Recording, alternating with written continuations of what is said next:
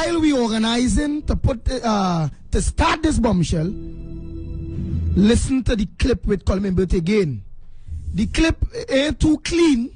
You will hear poop, poop, but it's clean enough for you all to understand everything he's saying, so you all be able to cross all your T's, dot your I's, and then we're going to start the interview with a concerned citizen.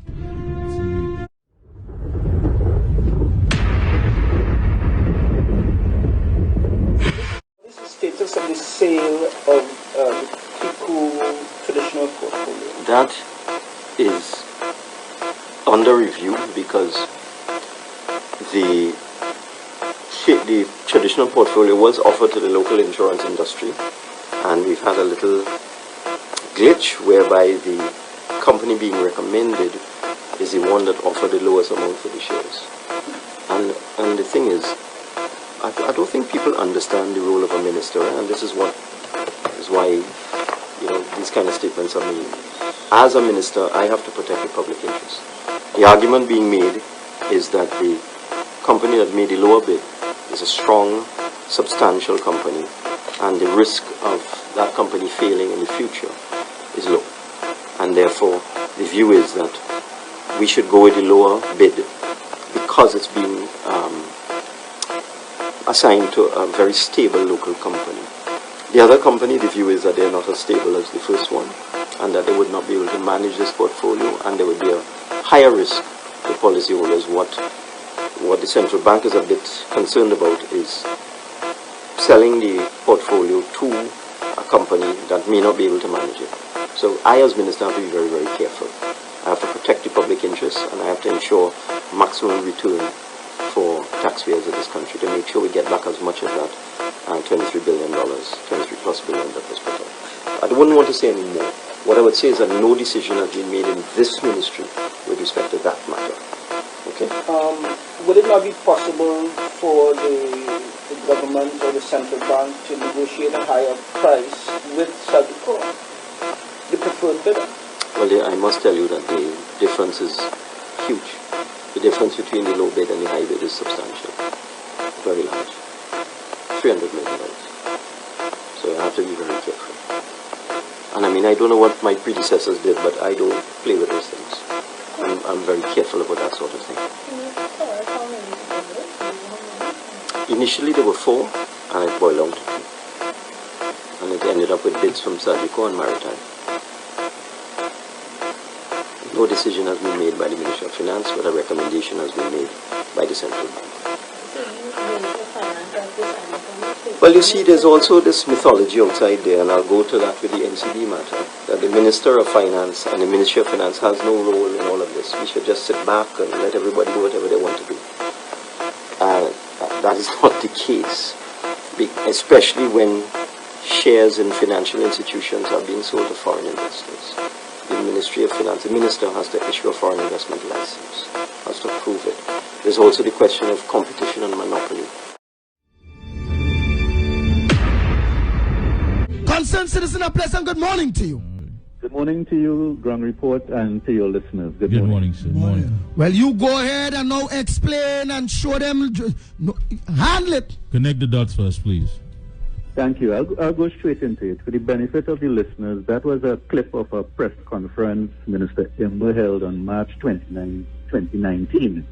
And he was speaking about the sale of the $6.3 billion CLICO and British American insurance portfolio.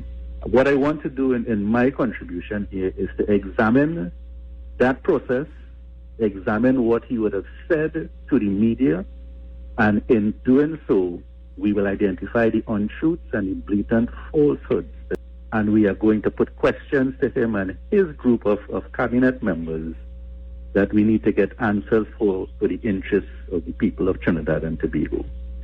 To give the quick background, many of us would recall that CLICO went under in 2009, and sometime during the People's Partnership, it was deemed that CLICO was too big to fail, and the then government pumped around $23 billion to keep this company afloat because of their interests with respect to the affected shareholders.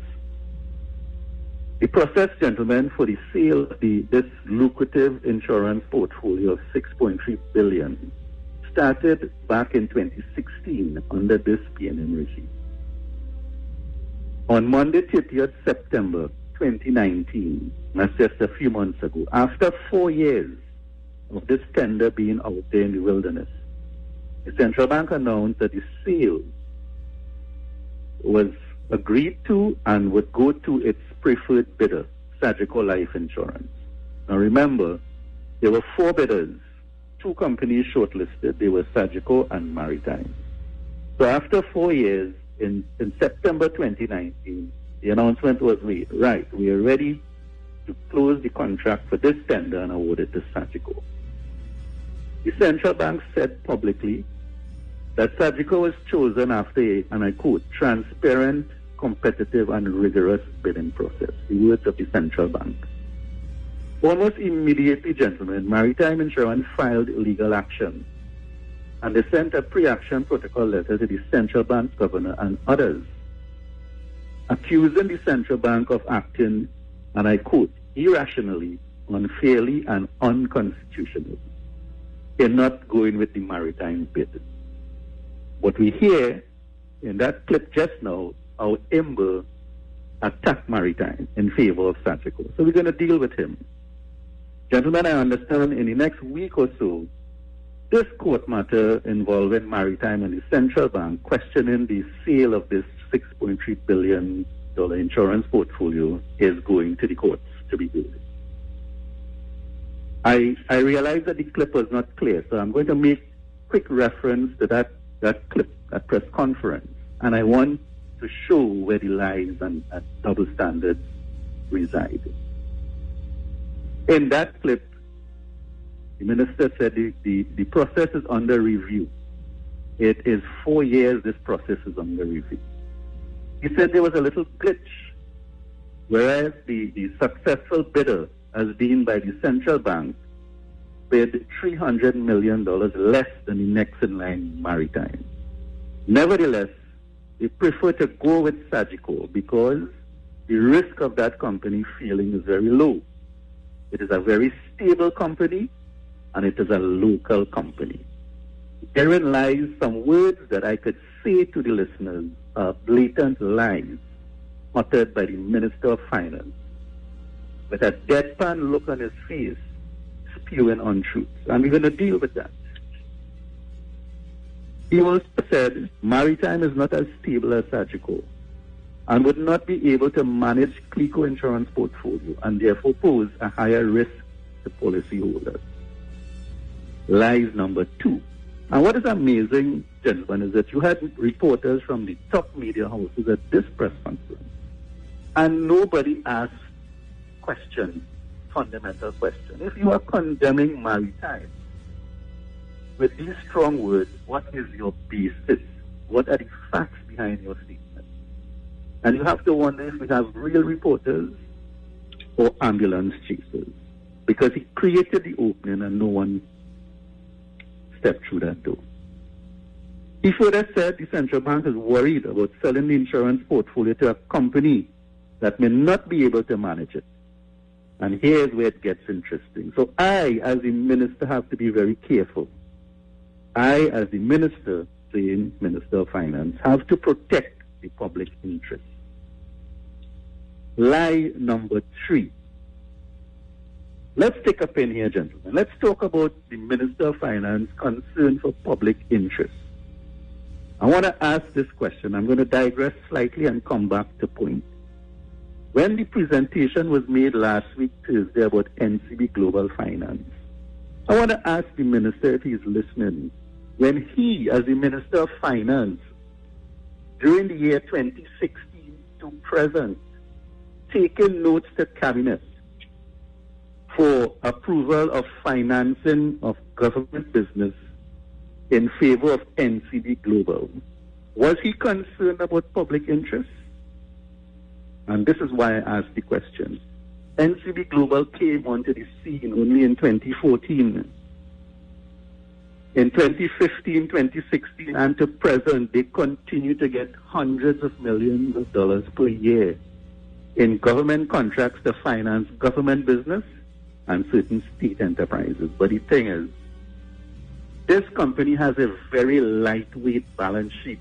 Recently entered the capital financing market,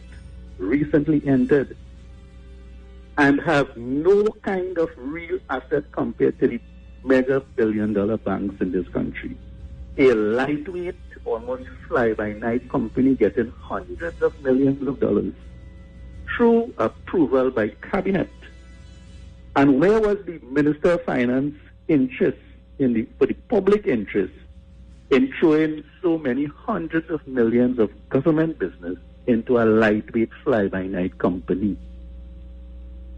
I say no more. We go to Petrotrin, and I know that Lennox touched on this morning. Gentlemen, you may know who is the corporation soul of Petrotrin. Petrotrin is 100% owned by the government of Trinidad and Tobago, and the power of corporation soul reside with the Minister of Finance. The Minister of Finance.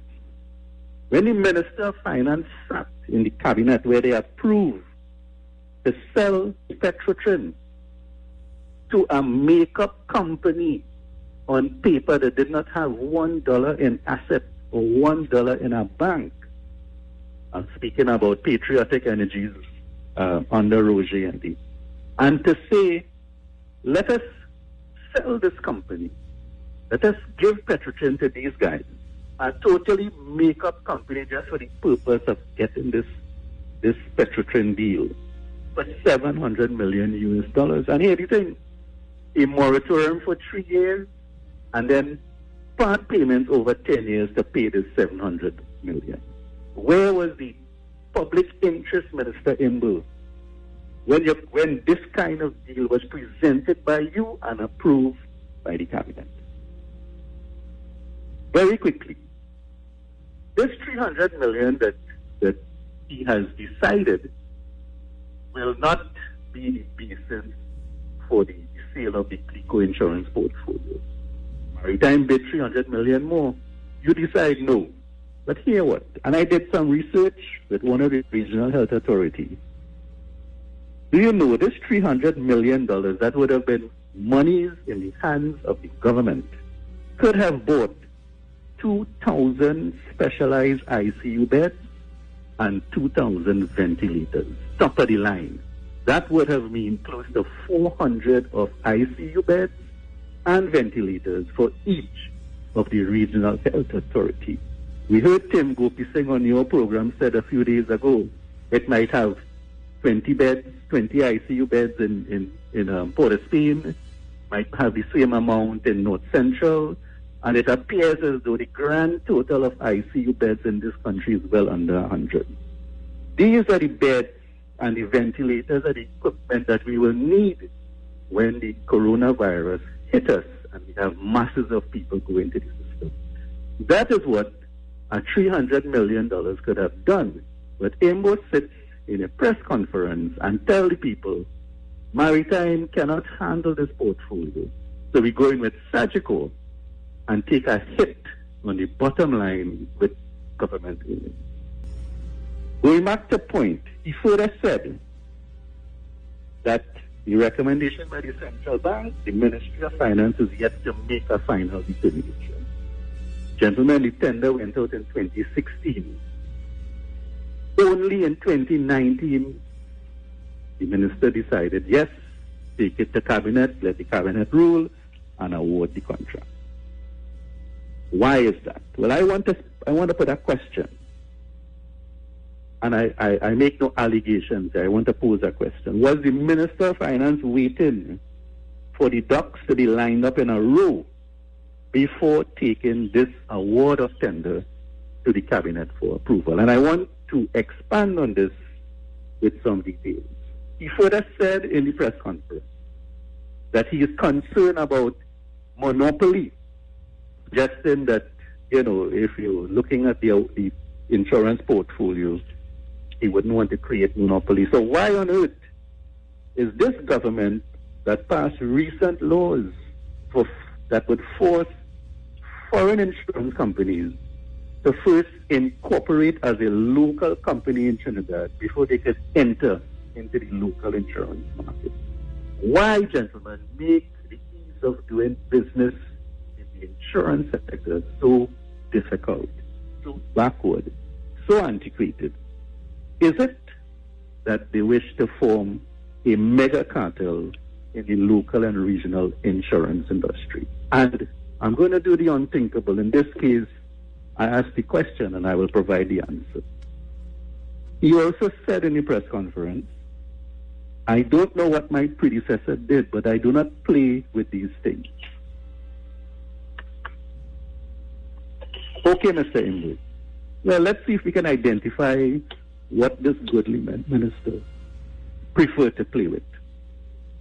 We're talking now about the bid evaluation of the submissions that were made by Maritime and the three other companies.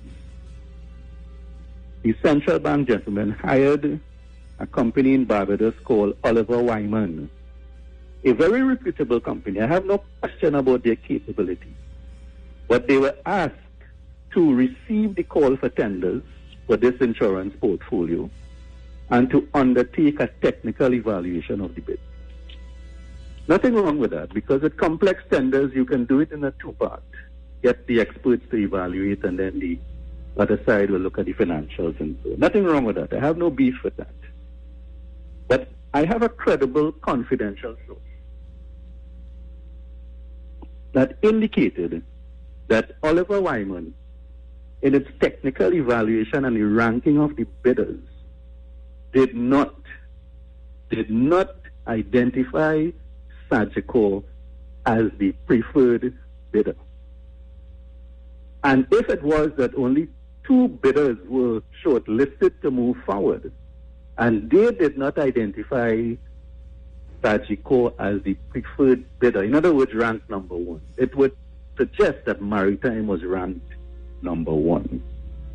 If this information is correct, how is it in the circumstances Sagicor was offered the tender?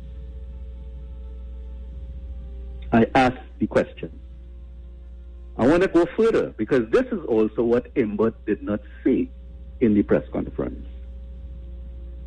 Gentlemen, at the time when the central bank was evaluating the bid to take to cabinet for approval, the Sagicor group of companies was being 100% taken over by a Toronto-based company called Align Vest. Together with JMMB, Align Vest granted 20% shareholding to their investor partner, JMMB. The man behind JMMB, who has 26%. What, boy? The man behind JMMB, back in 2015, 2016, when this deal was concocted, held 26.3% in JMMB. We have connected Michael Leachin to JMMB by being a shareholder, and we have now connected Michael Leachin to Align Vest, and Align Vest has completely bought out Sagicor. Completely bought out Sagicor. The takeover of Sagicor started in 2016 and was completed in May 29. I'm going to come back to those timelines. What I will say, and Lennox, you will support me on this, a company that is in the middle of a full corporate takeover as Sagicor since 2016 to 2019 cannot be described as a stable company, as Imber would want us to believe. Gentlemen, with takeovers comes massive restructuring, portfolio realignments, retrenchments, redundancies, and uncertainty within the company. And Imber would sit there in March 2019 in the middle of this 100% buyover of Sagicor by a Toronto-based company and tell us, this is a stable company. Untruths, lies. I have to ask the question, did the Minister of Finance attend any business school? I hear he's an engineer, so I ask the question because it does not add up.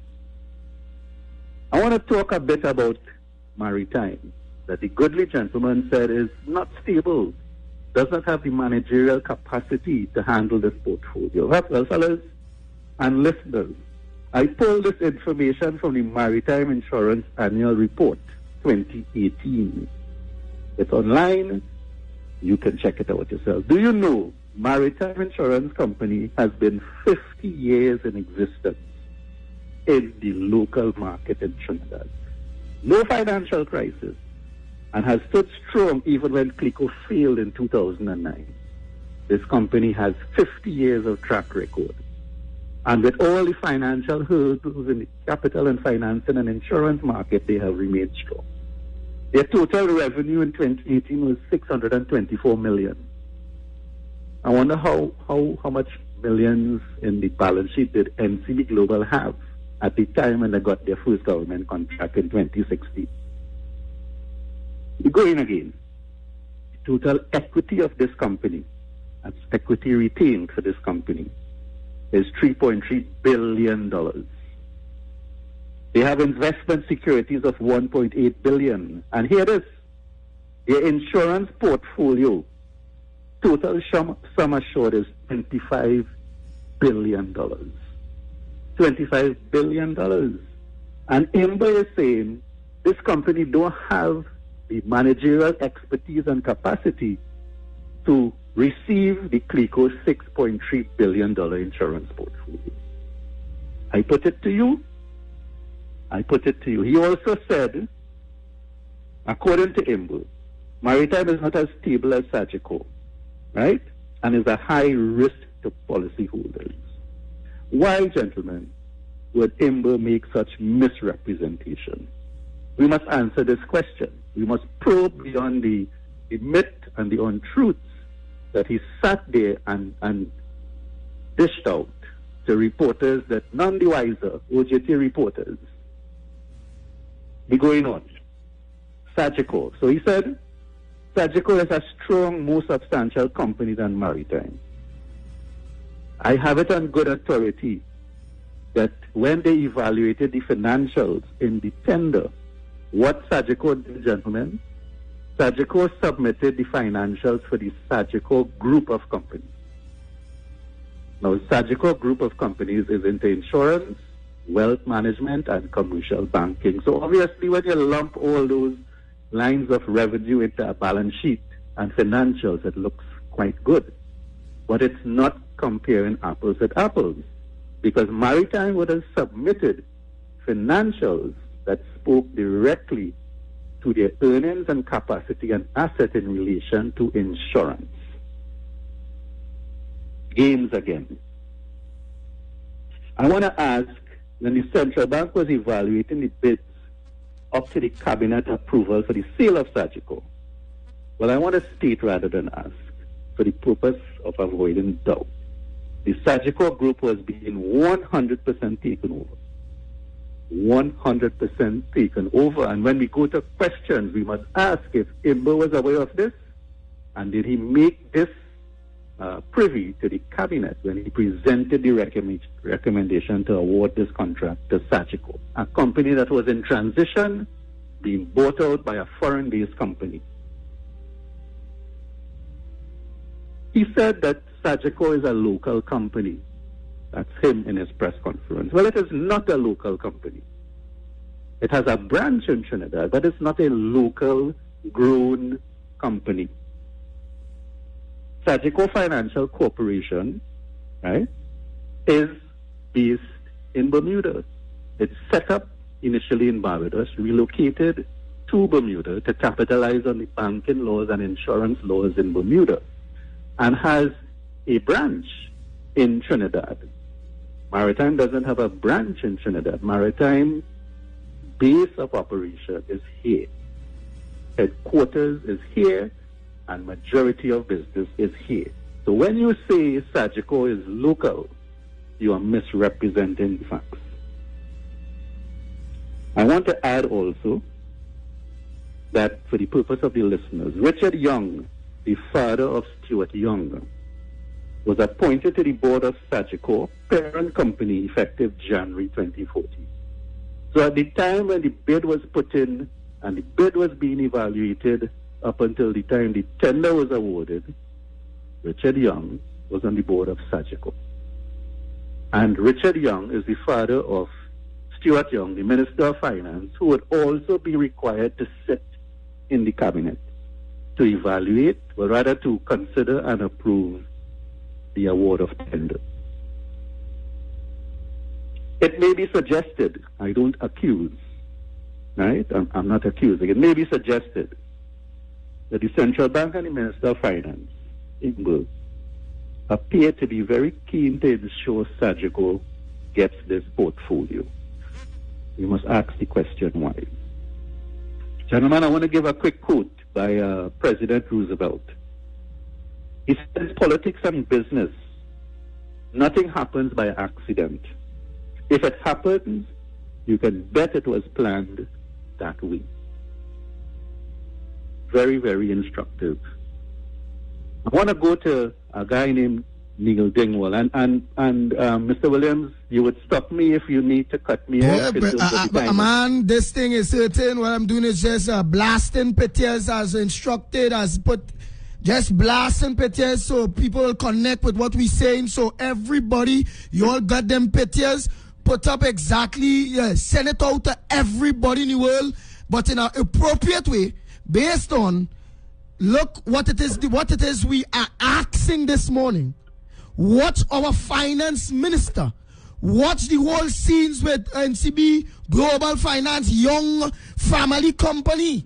Watch how they're going and take over the whole banking, insurance, the whole financial economy of the Caribbean.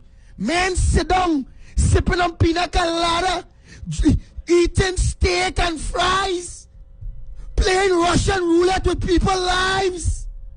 While all are we hungry, things hard. Oh, good boy. So now all I could understand, they're getting money, but all ain't seen nothing for it. When man asks, how all they boring, and we can't see nothing with the money. The money can't come down when Imbert and the PNM making sure it stay up. Poor man could only eat when the money trickled down. So you understand why the roads bad, why the bed, they have no bed in the hospital, why they have to be sending on people here, there, and everywhere, just taking all your money, and putting it somewhere else. The financial industry, going with all that is why we will end up and will be ending up in the hands of the IMF. And now, today, this same Imbert, Lennox Smith, how much money he going and take out again? That makes no sense. It is convenient for them, consistent with their shenanigans and chicanery, to not tell the population, only to say what they intend to give the poor, a little 400, how much money? How much, no. And that is where people like our concerned citizens must, of course, expose them very methodically and critically, and of course surgically. We are riveted to our mics here, and I'm sure the population in their respective homes. Mikey? Well, you know, what's interesting to the concerned citizen, if you look at page 15 of today's Business on the Guardian, apparently they bought the entire page. I just want to tell you what it says on one page alone. NCB Global closes $1.5 billion government bond. And on the next side of that, on the right-hand side, Republic Bank defers loan payments. And at the bottom, the right partner makes all the difference. Start investing with JMMB today. And there's a full page. And that's a full page. So they NCB, comprise all three. The NCB Financial Group Limited recently announced that its TNT subsidiary, NCB Global Finance Limited, closed a $1.5 billion fixed rate bond for the government of the Republic of Trinidad and Tobago, and the bond matures in 20 years and carries a coupon rate of 5.74% per annum. Our good friend is still on the phone? Yes, indeed. Yes, Continue. The people are riveted to your phone. All Trinidad and to all of you who we sending the evidence again, I'm going to send that papers article for you all. All you like, share, follow. It's only one real media in Trinidad and Tobago, you know. Like, share. It's Real Media TT. Like, share. The ground report. Share. Like So and Mikey, share. Go ahead. Mikey, what you've read there is really the alignment of the ducks in a row that is now descending into our economy to loot and to raid, because they have in fact created a mega cartel in the banking and insurance sector. But we're moving on. We want to ask, and I raised this last week, and I want to ask again about this gentleman called Neil Dingwall. Neil Dingwall in 2015 was named as the advisor to the central bank. He worked for 18 years with Guardian Holdings Limited. Remember, Guardian Holdings Limited was bought out 62.8% by Michael Leachin's holding company called Portland Incorporated out of Canada. Right? This is Dingwall, advisor to the central bank. He also worked in the Life of Jamaica as an actuary for 5 years. But remember, Sagicor bought out the Life of Jamaica company in Jamaica. So, Neil Dingwall, boy. Everywhere he land, boy. Yeah. Go ahead. So, we have shown here that Dingwall was previously connected to Sagicor and also connected to Michael Leachin, who bought out Guardian Holdings Limited. This is in itself raised question. So let's go to Michael Leachin. This man must be the next Warren Buffett. Things start to get interesting when you look at Michael Leachin. He's the wealthiest man in Jamaica, being a Jamaican national, and the 20th wealthiest man in Canada. He made his insurance in banking, his fortune in banking, insurance, real estate, and what they call wealth management. Now, I am not going to make any loose statements when it comes to Michael Leachin. I want to quote Michael Leachin, the Jamaican gleaner, because he's the wealthiest man in Jamaica, so they cover him extensively. Dated February 25th, 2009, as the year CLICO went belly up, because there was an orchestrated run on CLICO. We're going to come back to that in due course. In the Jamaican Gleaner dated February 25th, 2009. You know what the headline says? Leachin in bio talks for CL financial assets. Gentlemen, which was the government in office in 2009? Was it not the PNM? Yes, that's right. The Mining Administration, in fact. And I'm quoting the article, a piece of the article. I'm quoting because you see, when you're talking about Michael Leachin, you have to come with your facts. I quote, Michael Leachin is leveraging about US $150 million of unused cash, the article says, in a bid to acquire portions of the troubled financial group called CL Financial Prime Assets. Remember, CL Financial is the parent company of CLICO, and we are talking about the sale of the $6.3 billion insurance portfolio of CLICO and British America. Leachin says the Trinidad deal, if clinched, could land him one or a mix of financial assets, including the insurance company CLICO and British America. Man hatched the plan in 2009 to orchestrate CLICO insurance portfolio and British American portfolio falling into his lap. Furthermore, Leachin, we quote him, would not disclose details of the talk on the way, nor whether they involve both the Trinidad government, the central bank, and principals of CL Financial, saying only the talks were beyond preliminary and represented what he described as a real and fantastic opportunity, end quote. I want you to take away from this, Michael Leachin is on record in talks with government and other officials in 2009 to go after the CLICO insurance portfolio. Take that away. And that's facts. You can search online and pull up that article. So I mentioned AlignVest. Let's talk a bit about AlignVest.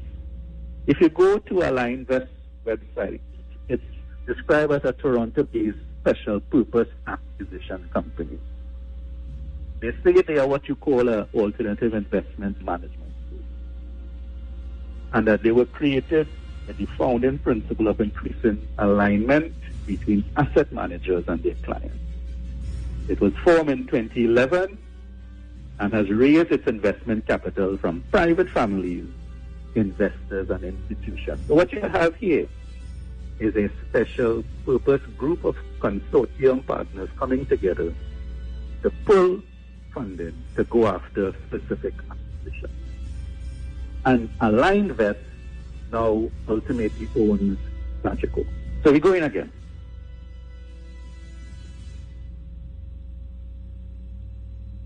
I would have said in May 2016, or rather let me clarify, in May 2016, JMMB, connected to Legion, invested $200 million in AlignVest, and in return would get 20% shareholding of AlignVest. When the acquisition is completed, as it was completed in May 2019, old Sagicor will now be rebranded as New Sagicor. That's right. What he's highlighting there, the goodly citizen, is that the timeline. Look at this orchestrated, engineered plot and the timeline. Yes, go right ahead. Yes. Right. So I want to distill all of that for the benefit of the ground report panel and the listening audience. Yes, you go ahead. Right. The timeline for this saga, which was a well-coordinated dance between AlignVest and the tender award. I would have said, in 2009, Michael Leachin declared his interest in going after the CLICO and British American insurance portfolio. Remember that date, 2009. Government changed in 2010. So these fellas hunkered down and they waited.